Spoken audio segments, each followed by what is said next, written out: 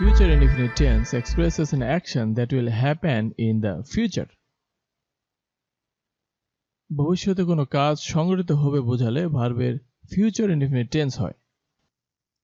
বাংলায় চেনার উপায়: বাংলা ক্রিয়ার শেষে সাধারণত ব, বে, বেন এদের যে কোনো একটি থাকবে।